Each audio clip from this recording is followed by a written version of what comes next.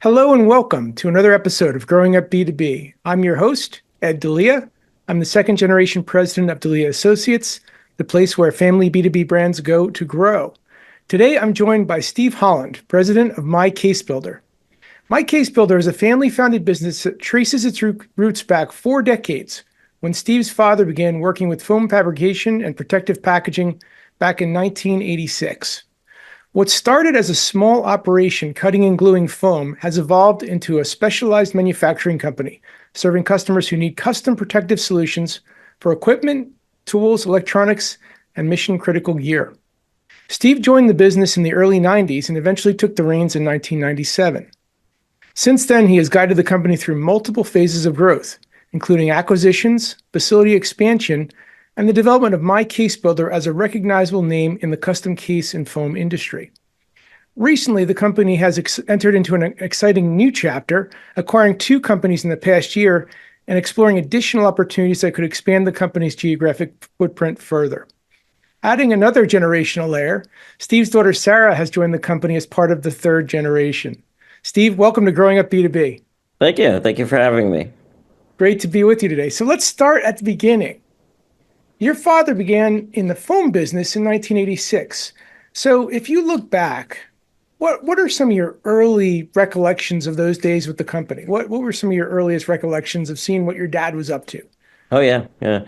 So yeah, he started January 1986, and already in June of 1986, after I sophomore in high school, so for the summer break, I was already cutting foam. I was already gluing foam, and working in the factory in 1986. And then after I graduated as well, before I went off to college, I also worked in the factory that summer as well, and it was interesting. In manufacturing, I'm from the suburbs of New York. Don't really go to many manufacturing plants as a youngster, but so I was actually learning a lot of about not only the process but the people. They had one employee, so just how it all got done was fascinating to me. Yeah, yeah. And at that age, was it voluntary, or was it more or less expected that this is what you do with your summertime? It was voluntary. It was Okay, voluntary. okay, Yeah, yeah. okay, I, cool. I wanted to come in. My brother also worked in the business as well. Okay, He was helping my dad out, but yeah, it was a necessary help to my father. okay, got it, got it. So you joined the business a little bit more officially, because I'll call those early years as unofficial. Hmm. In the early 90s, after a few years of what you described as being, to use your words, a snowboard bum, which is no discredit there. I'm a feeble snowboard bum myself, probably not as capable as you are. Um, but when you came back in the 90s, did you think that that was temporary, or were you already starting to think about being part of something, building something long term at that stage? It's a good question, meaning that I've always had an entrepreneurial spirit.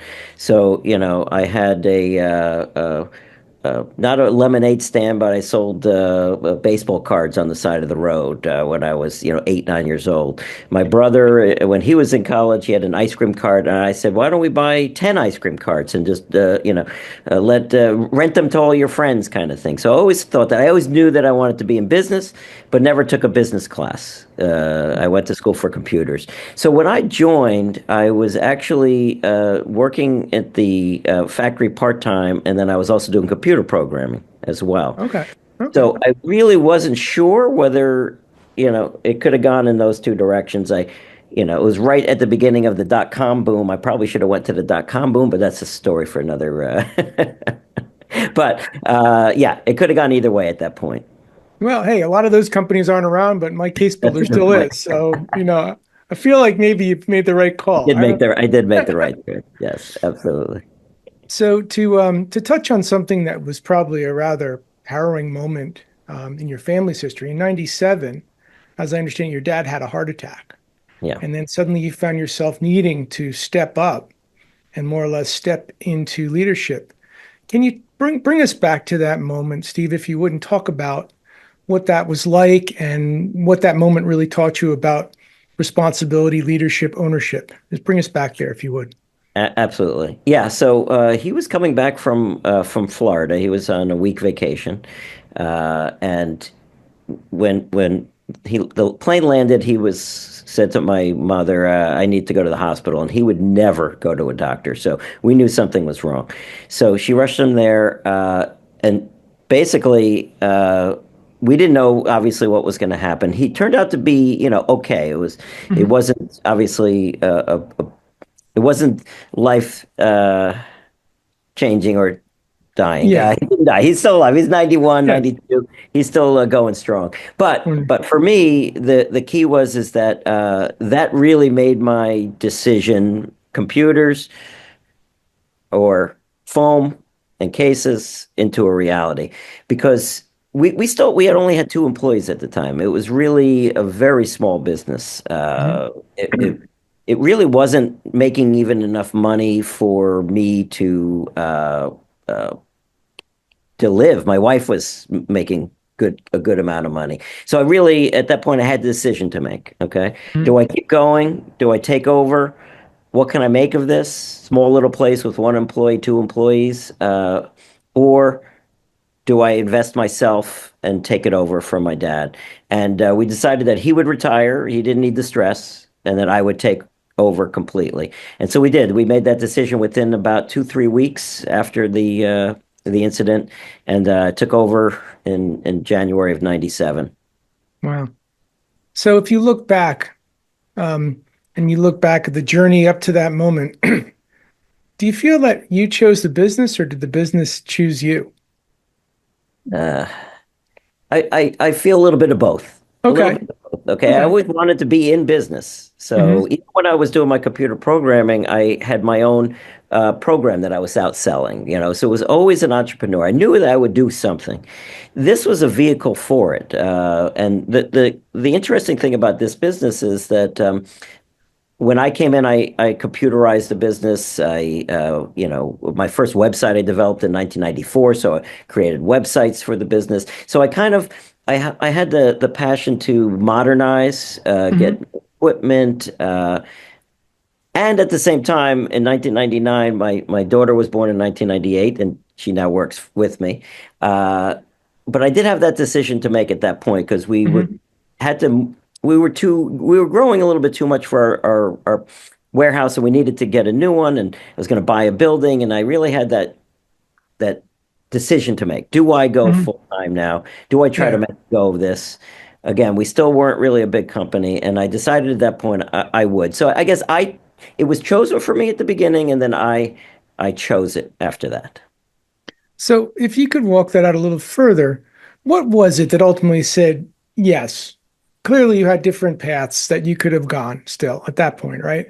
So Right. what was the tipping point that said, all right, I'm going to do this and I'm going all in? Because once you went all in, based on the trajectory, you were all in. That's So, correct. you know, Yes. what was it that really kind of made you realize this is the path? I would say probably familiarity. Okay. Mhm. So my dad had been in the foam business since 1962. So I grew up with foam. I There was no spring mattresses allowed in my house. I slept on foam. I played with foam. We gave foam out as giveaways to my friends when I was 8 years old. And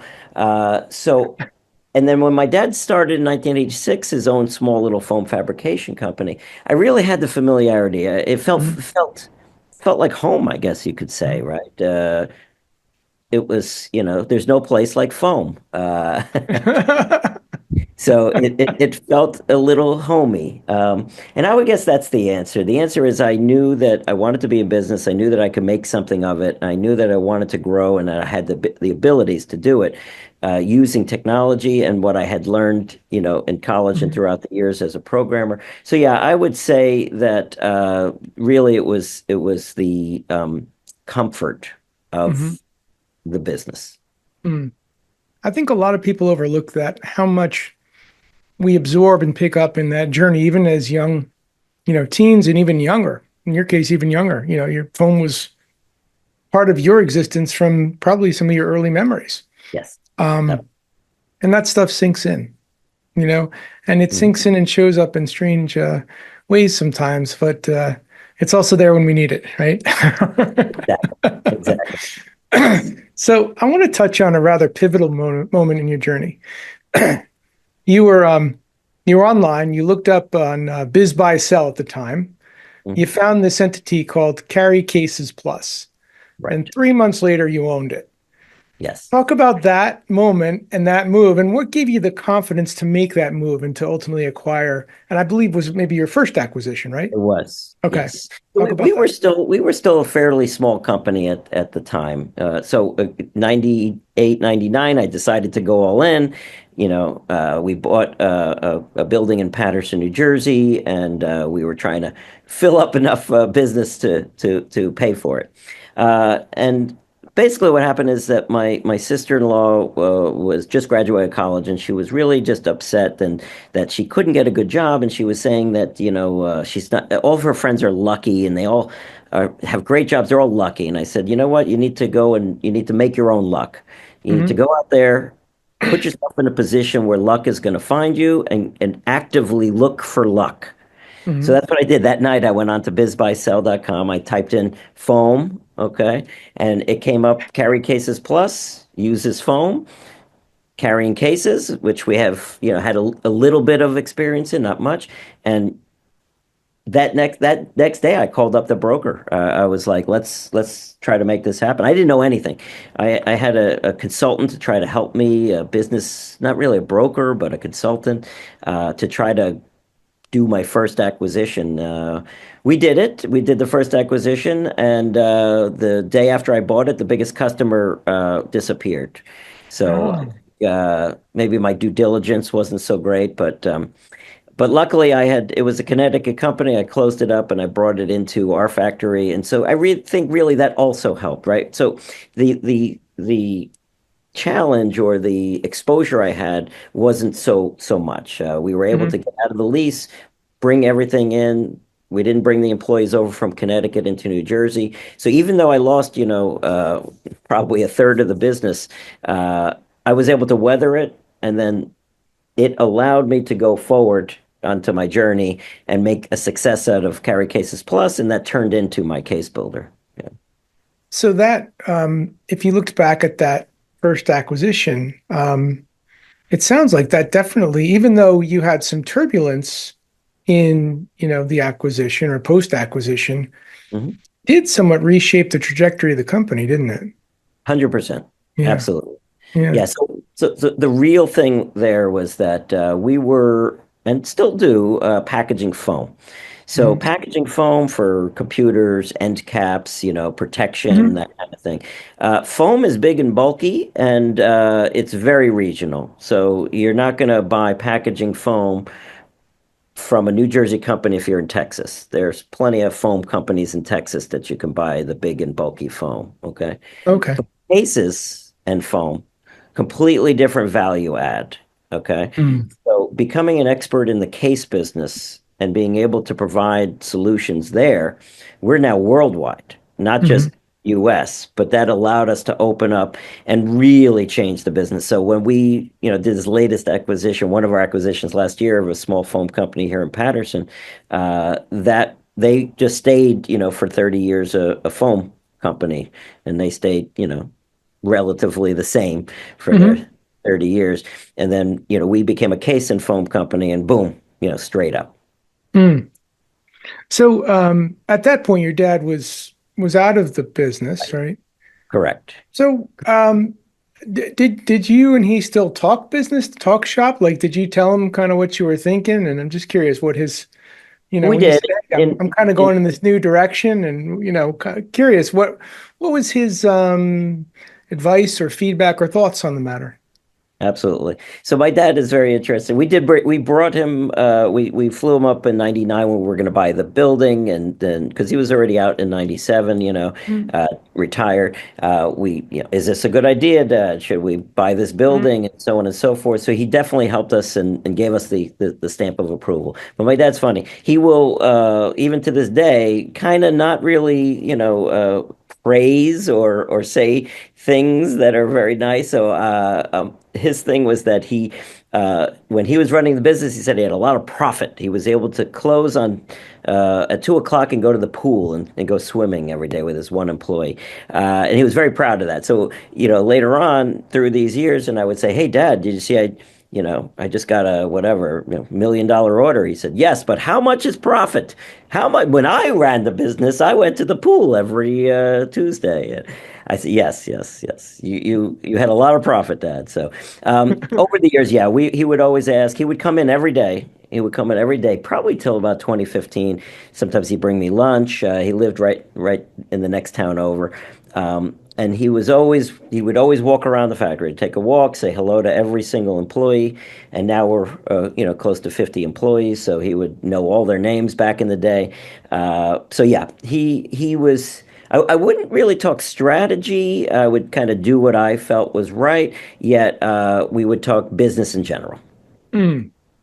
So, maybe when he asked about the $1 million, Dad, I can't really talk. I'm trying to negotiate a double diamond, lots of moguls. Call you back in about 15. There you go. Exactly. So, and I would think that first acquisition also gave you, you kind of cut your teeth on acquisitions as a Right. mode of growth. And over the last year, as I understand it, you've completed two additional acquisitions, one in foam fabrication, another in soft case manufacturing. Yes. Talk about those and what did you see as the strategic gaps those particular acquisitions filled? Oh yeah, yeah, absolutely. So over the course of the last about 10 years, we went on a very big manufacturing equipment modernization process. So, Hmm. excuse me, we also got help from the state of New Jersey with one of their manufacturing grants, which has been wonderful. And I had purchased a machine, a 220-ton die cutting machine, which is really great for packaging foam, not as great for cases and foam. Okay. So I had that machine, and for years I've been talking to the previous owner of that company, and the time was right. He was ready, and I had some machinery that would be perfect for this, that needed some work, and we've always done foam fabrication and packaging foam. We just leaned more into cases. So now we've kind of brought up the packaging foam business with that acquisition. Foam is foam, and it was very helpful to us to have a business to acquire that really did not. It was not a from scratch. The learning curve was pretty much almost zero, so it Mm. was Mm. really good. The other business, the which we just acquired, Alpac Custom Cases. So that one's a bit harder. That one is we had been providing foam to that customer who would make the soft cases or salesman Mm. sample cases, so, soft bags, cutting and sewing in Passaic, New Jersey, which is right near us. And Mhm. we would provide the foam for them, among other vendors. And so for about 20 years, so again, we've been talking to him for a while when he was ready that we would love to be able to make the cases as well. So every case that we make currently is pretty much, or sell currently, is a hard shell plastic case.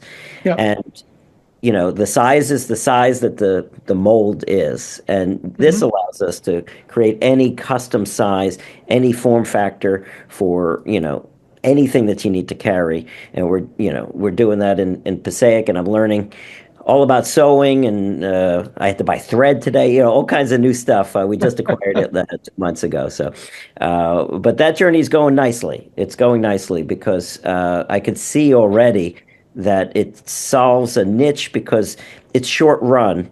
If you Mhm. want a custom bag with embroidered logo on it, with a custom piece of foam, you're going to go to China if you want 10,000 of them, or overseas. But if you want 20 or 15 or 50, you just can't get it. Nobody makes it really. So Right. that's where we shine.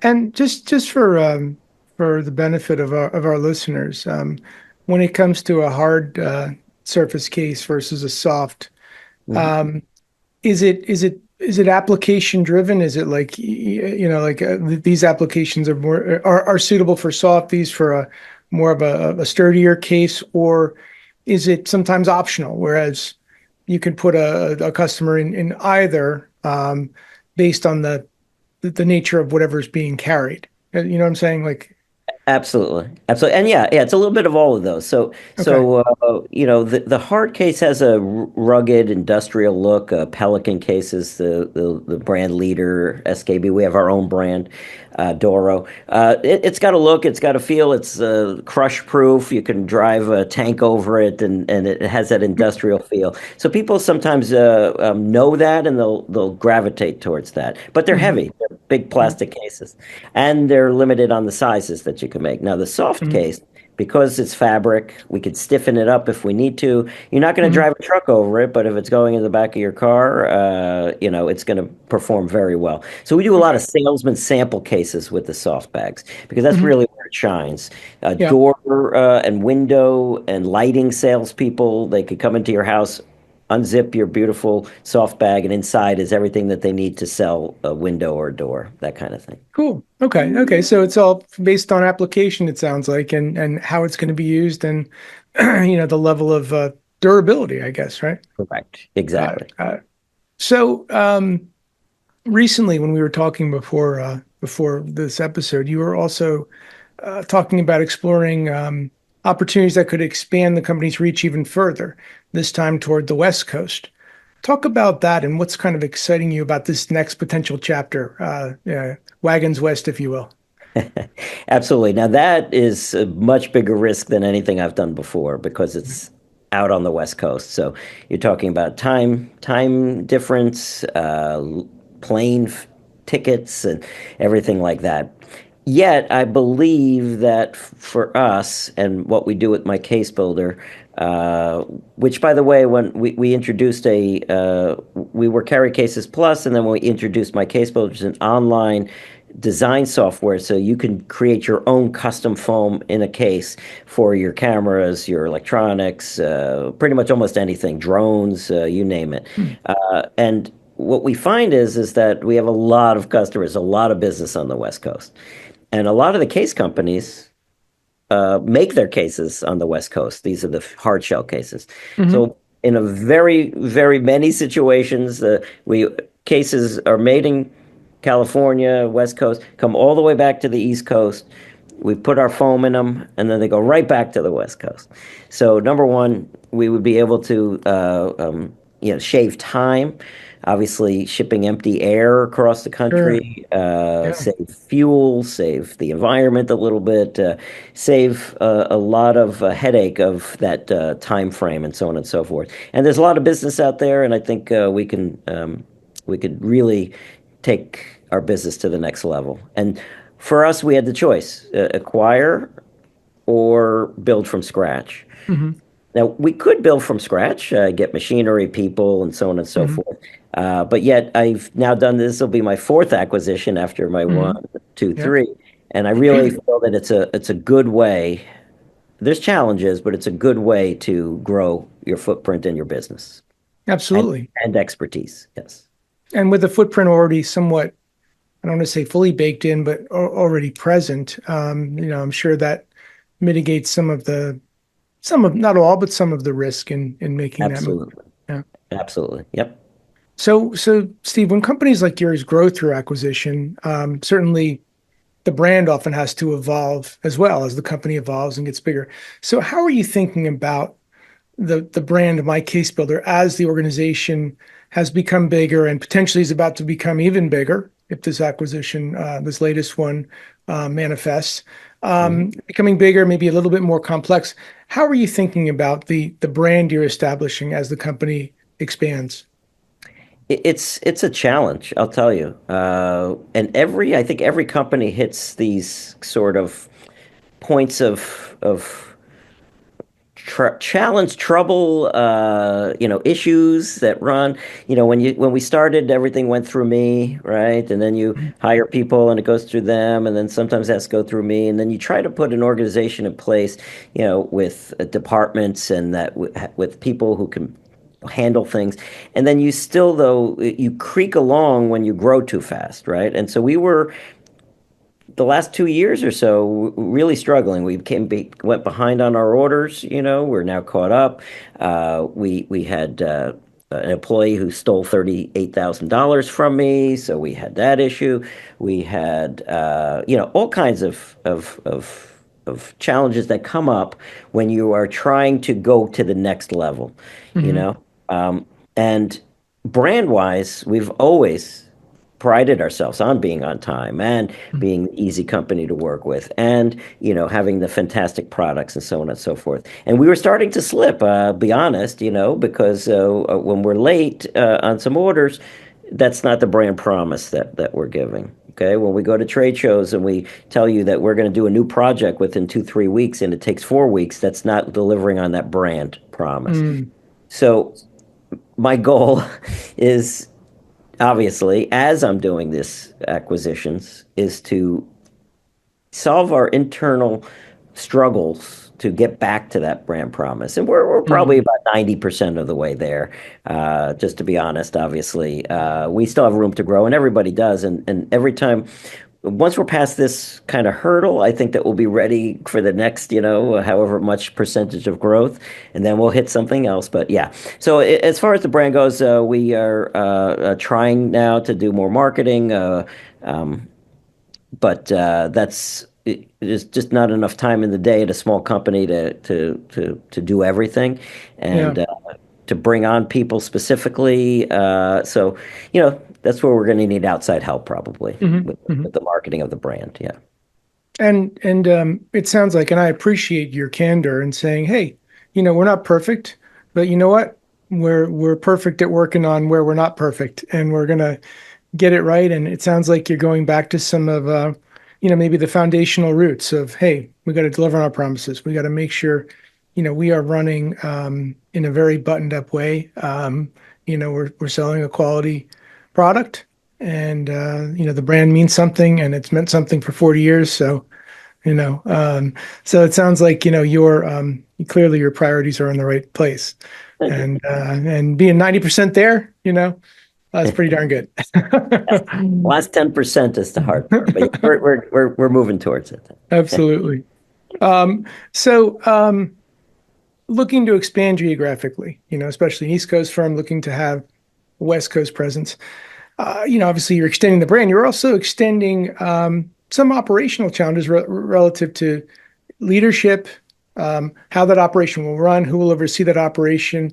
So, talk a little bit about how you're thinking through some of the challenges that come into play when you're running a business that's now multi-location or no longer, I'll say, concentrated in one region.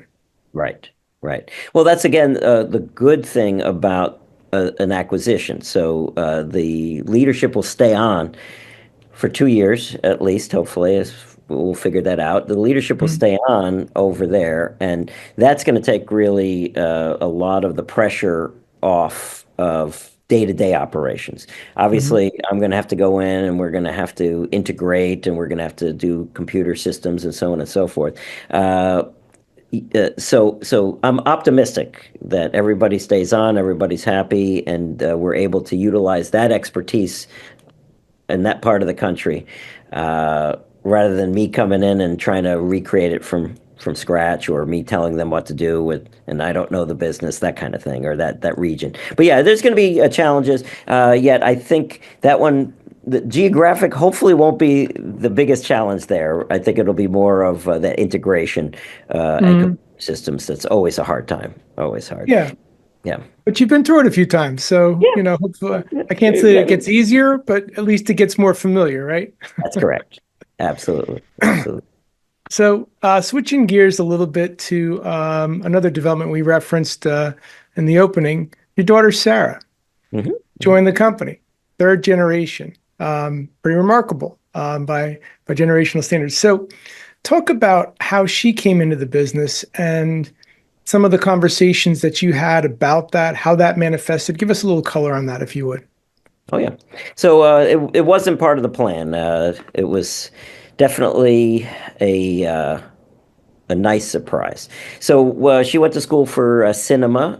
When she went to school for cinema or movie making, I said, that's great, but you need to get a business degree as well. So that it's a hard business, a hard business. Yes, it is. So she did. She got a degree in marketing and business administration. And so when she graduated right at the pandemic 2020. So Ah, the job she had disappeared, and she did get a position remotely working for an influencer marketing company, and she okay. worked there for a couple of years. She did great. In fact, so great that anytime somebody left the company, they just gave her that work. And then they gave the next person's work to her and the next person's work. So she was working 12, 14 hours a day.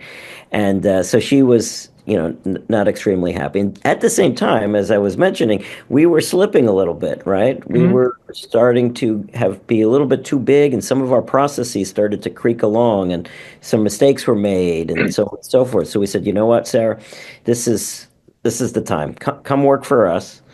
Mhm.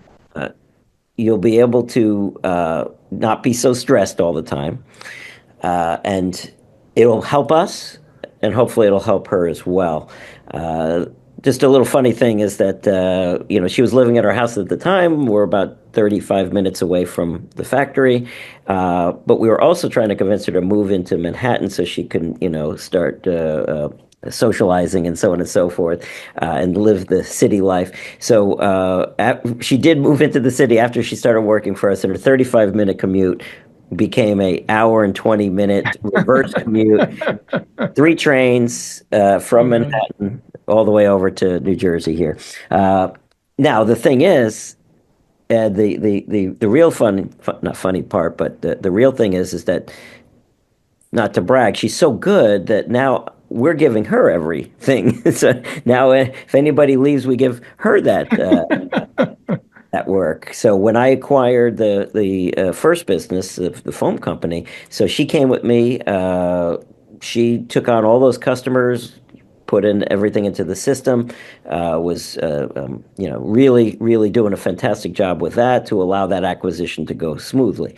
And then we gave all those customers to our inside people, and now she's working on the second acquisition with me. So we were, going back and forth to the sewing plant, and she's doing all that. Now the third one in California, we'll see. We'll see if we fly her out to California. But she's been a breath of fresh air here, and it's been wonderful. And think about the education she's getting. Oh my goodness, to see this happening real time, firsthand, and to have a hand in it is pretty remarkable foundational work for a young person. So that's pretty cool. And that it sounds like she likes it. I She think likes so. the action. Yeah, I yeah. think so. I mean, I think we have to take some of the workload off of her, but yes, she does. I think she does like it. Yeah. So and it may be too early to kind of weigh in on this, but I'll ask it anyway. Always interesting when that next generation enters a company. Right. So, what are some things? And maybe she's going to listen to this. I hope she does. What are some things that that third generation should question that the second generation, represented by you, might be too comfortable with? What are some things where she might start to probe and ask questions to maybe press you or push you to be at your best again? hmm Yeah, I think it's a good question to for her view, and it's actually kind of interesting where she told me that we probably should get some younger people into the business, computer, smart, and so on and so forth. Not to be ageist or anything like that, but Hmm. so that was one thing. It's as we continue and we have long-term employees. We have some employees here for 25 years. That we could start to a little bit, creak and age, right? Hmm. And our ideas might not be as fresh as they once were. So she is starting to challenge me on some of that, like let's Excellent. get some young Yeah. leadership in, let's get some new fresh thoughts in, and so on and so forth. Yeah. So yeah, that's definitely something that she's pushing. That's great. That's great. Good for her. And I hope she continues to push because, hey, she's the future, and so is the next generation of talent that supports my case builder, right? So makes all the Absolutely. sense in the world. Yep. So now looking ahead, 5 years or 10 years or whatever your horizon might allow for, What does success look like, Steve, for MyCaseBuilder? Is it scale? Is it specialization? Is it brand leadership? Or is it something else? How would you categorize success if you looked out into the future? Well, definitely scale. I mean, I'm not looking to build it into a billion-dollar company. I wouldn't support that. But scale, I feel that I'm at a point where I can definitely grow the business many, many, many times over. Mm-hmm. And at the same time, though, I don't want to lose that that my case builder customization one at a time, really easy to work with. It used to be very hard to make one custom case for your, rifle or your gun, your camera or whatever it is. We made it easy, so I don't want to lose that market leadership. Mm-hmm. And people have tried to come in and copy me, and so far nobody's been successful. So, but one day somebody will. So yeah, success for me means keeping that market leadership in the custom foam, custom case business at a scaled level where we can keep the business true to our brand promise. Awesome. Well said. Thank you. Last question. If any of our listeners wanted to connect with you or to learn more about MyCaseBuilder, what's the best way for them to do that? Absolutely. So 100% go onto our website at mycasebuilder.com, all one word. You can do a search on there. Our contact is there. You can look for me on LinkedIn, Steve Holand, 1L. Very important. But absolutely, and you can come to some trade shows and come by our booth, and it would be nice. We have some giveaways that we're working on, the foam giveaways, real fun stuff. So definitely go to mycasebuilder.com. Awesome. Well, family businesses often grow through moments that seem small at the time. A late night internet search, a bold acquisition decision, or a second generation deciding to fully commit to building something bigger than was there before. Steve's story is a great reminder that building a company over decades requires both patience and the willingness to make big moves when the opportunity shows up. Again, we've been speaking with Steve Holand, president of MyCaseBuilder, and I'm your host, Ed Delia, and this has been another episode of Growing Up B2B. Thanks so much for listening, and we'll see you next time. Steve, thank you so much for joining us today. Thank you, Ed. Hey, thanks so much for tuning into Growing Up B2B. To explore more episodes and insights, visit podcast.delianet.com. And if you've enjoyed this episode, please give us a rating or review on your podcast platform of choice. Having worked with hundreds of family-led businesses across my career, and being a second-generation leader myself, I'm on a mission to help every family business I meet achieve next-level growth for their organization. So feel free also to connect with me on LinkedIn and let's support each other. You can also find out more about my company at delianet.com. Again, I'm your host, Ed Delia, and thanks so much for joining us today. Take care.